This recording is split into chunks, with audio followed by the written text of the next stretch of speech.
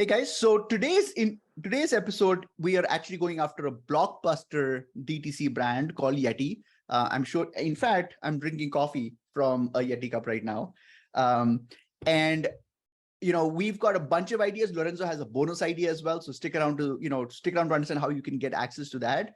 But I really think Lorenzo did an amazing job in this episode. And I think you should just he's going to start off by talking about his parts, and he's going to talk about how to really turbocharge your, how you are essentially demonstrating the benefits of your product, which is, even if you're selling shoes, the same principles apply. Stick around. All right, guys, welcome to another episode. So today we're going to be talking about Yeti, which is actually, it's a $1.3 billion company. Really? I would have never expected. Yeah. It's a huge company. They make very, very good products, like many coolers, but they also do a lot of other stuff. So I'm gonna walk you through the kind of like an overview of the product page. So here we have the classic kind of product images and reviews icons section. They have two different selectors for the color and the size, call to action and quantity with for kind of like benefits sort of area. And then they have kind of like this block all dedicated to kind of like an overview of that with some kind of like lifestyle product images. They have this section all dedicated to the measurements and the specs. I believe there was a call to action on desktop where you can actually measure if the product fits in whatever in the car, for example. Then they have this comparison of different sizes section with a slider. Few FAQ here, kind of like most popular questions asked by the people. They have a video. I actually watched it. I thought it was okay, not the most amazing video when it comes to like persuasion and copy. And then they have this section with kind of like recommended, cross-selling products, similar products, and finally the reviews. Let's talk about the first conversion opportunity I have for these guys. So I call it how to increase conversion with high converting product images. So here's a few interesting insights I gathered. So if we scroll down on the top, and here they have 8 images, and all these images are pretty much about the product, right? Just the product, outside and inside. The other section where they have few images are actually just here below the call to action. I wouldn't say like halfway through the page, but still kind of like quite lower compared to where the fold is. And then the other point I have here is that reviews mining, which is what I do for every episode that we shoot, I go into all the reviews, well, not reviews, but a bunch of reviews that these guys have on the site, and I analyze them and I bucket them into different themes like benefits, anxieties, and so on. And one of the themes that I created, I called it context. And basically what that theme groups up is all the different kind of like contexts and situations where customers have mentioned to use the product. So for work, at the beach, camping, fishing, blah, blah, blah. So there's a lot of different kind of like situations where customers use the product. Now, having said that, there's 4 different problems that the website has when it comes to product images. The first one is that there's not enough product context and consumption photos, and those are actually not visible enough. So here they have this section, but again, it's kind of like quite lower, and they also have a lot of these are hidden in a slider, so the user has to go through that. And then there's not enough evidence of what it can fit inside the product, which I thought it was like here you can barely see, exactly what it can fit in the product. And in general, these images, they don't really do a good job at showcasing how sturdy, for example, the cooler is. but influencer videos do that. So I actually watched a bunch of YouTube videos from influencers that review the product. And I was like, wow, from the product images, I couldn't, that are on the site, I couldn't tell how sturdy and how, very, very strong the product looks like, right? So I'm gonna talk about a solution that I have to this problem. And basically what I want to introduce is an image selector for images about what the product looks like outside, what the product looks like inside, where the product is being used at the beach, while camping, and so on. What you can fit inside the product. So like how many cans of beers, for example, water, and so on. A size comparison, right? Like if we think about here, the user has to make a choice between 3 different sizes, right? And so there's no images that literally showcase what you can fit inside each size. And then finally, what I call the product performance, right? A lot of people actually, talked about in their reviews, this language of like, oh, very performing product. And what I mean by that is before and after images. I'll show an example in a second, or what it looks like after 10 hours in the sun, because a lot of people are, working in the field, and they keep the cooler in there as well. So here's my design solution for that. Here we have control, which is what the website looks like, and here's variation with my wireframe. So if you're a designer, please don't judge my by my wireframe skills. So I basically want to introduce an additional selector above the color section. And I don't know if you can see this well, because I guess the image quality is not that great. But basically what I say here is select the hopper flip images you want to see. And hopper flip is the name of the product, by the way, in case you didn't get it. And then what I have here is 6 buttons. And I have this kind of like I call it call out that appears as soon as the user is scrolling down to draw the attention to that element, because I want the user to use those tabs basically. And when clicking on each of these 6 selectors, right, the image here changes based on whatever the theme is. So if you click on inside the product, you're only going to see images of what the product looks like inside. If you click on what you can fit inside, you're only going to see the product, the cooler, with stuff inside it, right? And they kind of like different themes of selectors. I actually these are the kind of like 6 different tabs that I basically used in that section. The second idea is how to dramatize a benefit with using user-generated content proofs.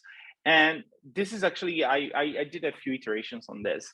Now, let me explain you a little bit about the logic behind it. So the most important product benefit people mentioned in the reviews, mining analysis, and I'll show it here, is it keeps the items cold for a very long time, right? This is the jobs to be done of the cooler, right?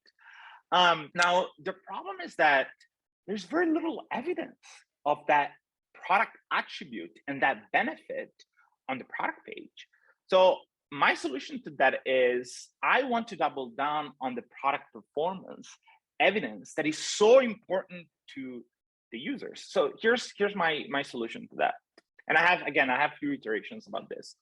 The first one is just adding a call out next to the price that says, see why our customers think Yeti is worth this price. And there is a specific reason why I use this exact copy. Now, when clicking on this, there's basically like a model that appears with an image gallery straight from customers. So this is UGC images. And look at what the title of this image is: worth the money, right? And basically, I'm not going to go through reading this review, but the whole review is all about how the fact that the product, the cooler, keeps the beer in this case cold for so long, just for that reason is worth the money, right? So imagine having just like maybe like 3 or 4 UGC that you cherry pick about that exact thing. So that's kind of like, you know, idea number 1. Now I have some iterations on this. So before I explain you the iteration, one thing that, you know, we forget as SEO people is that the user has landed on the site from a specific channel, right? So in this case, I went down the rabbit hole of looking at the Facebook ads library that these guys have. And I'm going to show you a couple of findings I discovered. So the first one is I found this video. I'm going to play it for a second.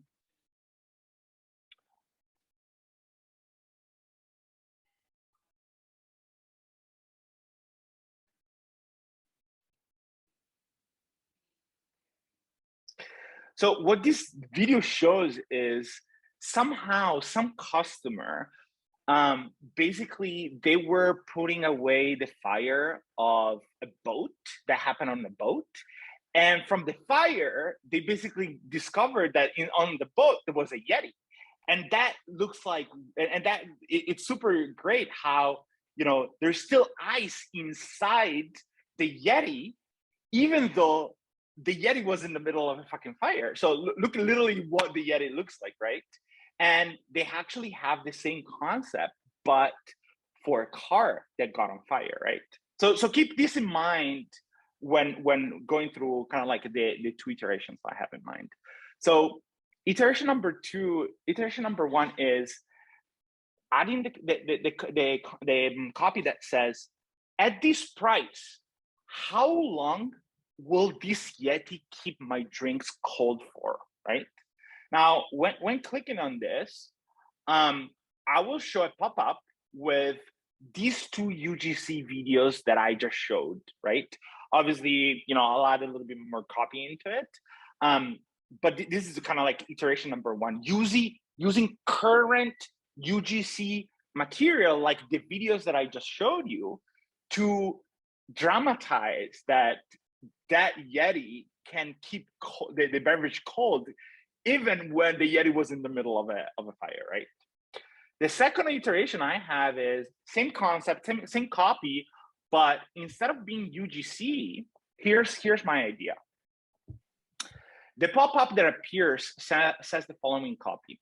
We filled a brand new Yeti hopper flip with beers and water. We poured gasoline on it and set it on fire. Here's what the outside and the inside of the cooler looks like after 10 hours of burning. And then basically what I'm basically suggesting is to make this video, for the company to make this video. And when playing this video, you can literally see the fact that the beer's still cold in the inside. Finally, I have a 3rd iteration around this concept, which is basically a before and after video. And while doing my research around the influencers, I saw a guy that literally did a sort of like experiment where he put the cooler outside full of beers and ice outside early in the morning. And then he went and see how the beers look like 10 hours after, right? So here's kind of like what that sort of like video that the company could make looks like. So you could show how much water is dripping out of the Yeti after, let's say, like 12 hours of staying outside in 120 Fahrenheit degrees weather. You know, it could be like in the middle of the Arizona desert. Another one, weigh the ice before and after to show how much of that ice melted inside the cooler to communicate that the ice stays, fully there. Third, use a thermometer to measure the temperature of the cans, of the beer cans, before and after those hours, right? At the beginning of the morning and at the end of the day. And then finally, I posted about this on LinkedIn. I would bet a lot of money that R&D department at Yeti spends a lot of time thinking about doing tests around the isolation of the product, right? So we could use one of those videos that the R&D team uses for a before and after isolation test, basically. Yeah, awesome. That's all I got. Okay, awesome. Really good ideas. All right, so let me get started with mine. I'm not going to go through the page. So what I'm going to do is talk about my ideas. What I noticed was when I was doing the competitor research, I noticed that there's actually, when Yeti was a pioneer in this, but actually in the last 3 years, there are 10,000 competitors now. Like literally, like there is no shortage of companies that are making cooling tumblers and cooling cases. It's a hot market. And my thought was that, one of the questions that the user would have, so the idea is acknowledge the competition, then prove you're better. And one of the questions that the user would have invariably is, I wonder what else is out there. I wonder if I could get a better value for money, right? That's going to be the question. So my idea is to, they don't talk about the dramatization of their expertise. Like Lorenzo talked about, they've done probably research on all of these competing options, but they don't talk about it. Like we're assuming that that's what is happening.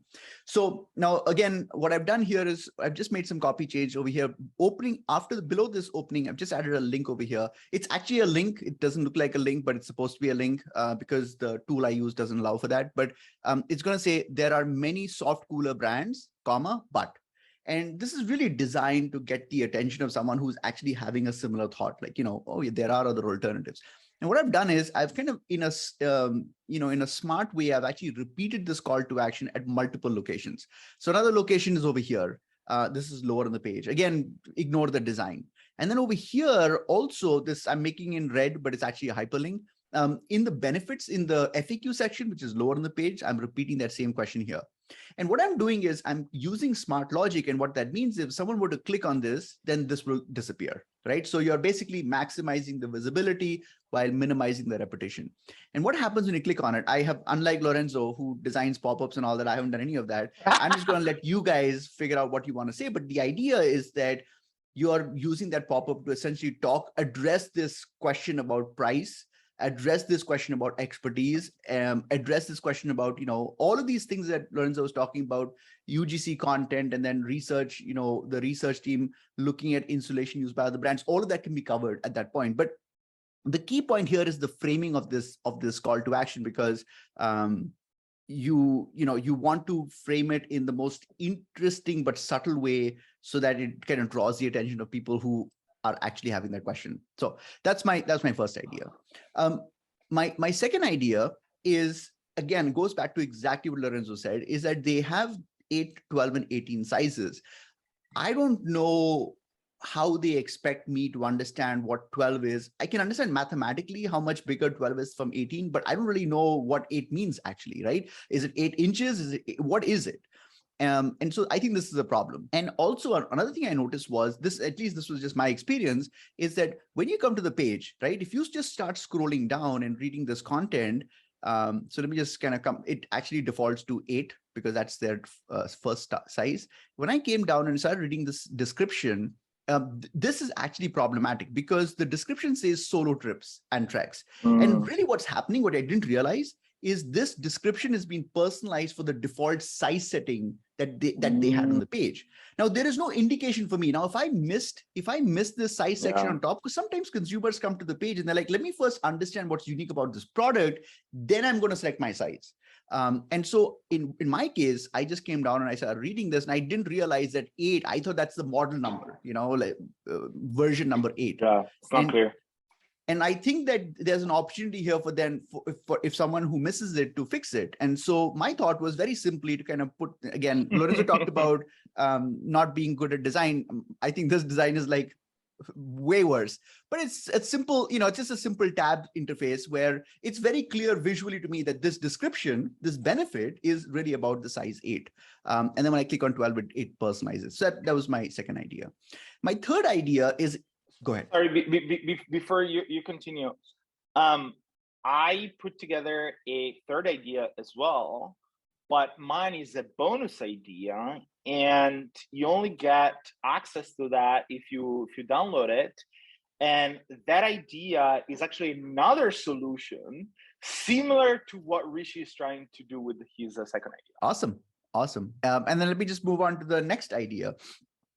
So they have a size guide at the top of the page. And if you click on it, there's a pop-up over here. And the first thing they do is they're actually talking about the dimensions of the first of all, this size guide is the most confusing in the world, because again, I don't know what these names mean. No. I mean, I have no idea. Why are they talking about these product SKUs on this page? It's irrelevant.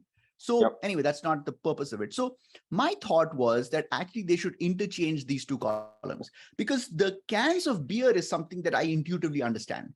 And it's not an earth-shattering idea. It's not like magically this is going to work much better. I think that framing it from a language that people understand and then maybe talking about dimensions makes more sense. And actually, I was looking at their competitor, and I think they have done a genius job. Their entire sizing is based on the number of cans you can carry. And I just think that's such a better naming convention. And the other thing I noticed was, and this was another observation, was when you select, people won't know this, but when you come to the page and you select, you've got these size options, this description over here actually is a sales pitch for the size 8 product. So it simply says a personal cooler for solo trips and treks. 18, it says, carry a day's worth of lunch and 6-pack, blah, blah, blah, blah, blah.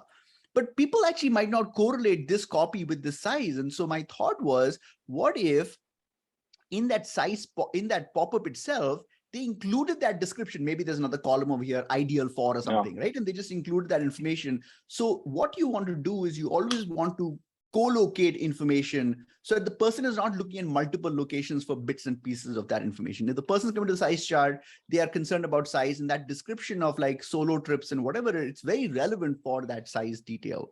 So those were my 3 quick ideas. And that's it. I love this one because you're basically showing the customer language and the way the customer thinks about selecting the size, rather than the way the company thinks about selecting the size. So exactly right. I love this. Very, very awesome. clever.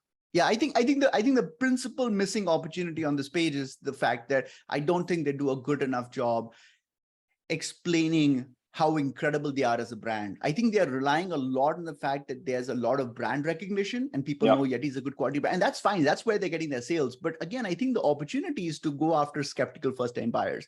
People might say, well, yes, they are most prominent. Lots of my friends have it, but could I save $50 and get a cheaper brand that's as effective? You have to arrest that narrative, and you have to have content to support that. Otherwise, you've lost. So cool. Awesome. Fantastic. If you guys enjoyed this episode, don't forget to subscribe to our YouTube channel so you can get notified every time we release a new episode. If you also got just a little bit of value from this episode, please share it with other friends, other colleagues, other marketers, other CRO people. Hopefully the video is going to help them as well. Yep.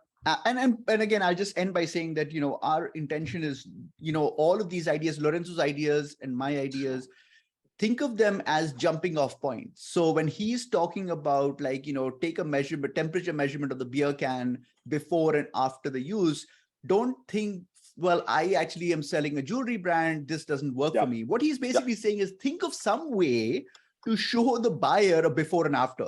Maybe with jewelry, it's something else. But the showing part is what's important. Communicate the results. That's the way I would think about it. Exactly right. All right. See you guys. Ciao.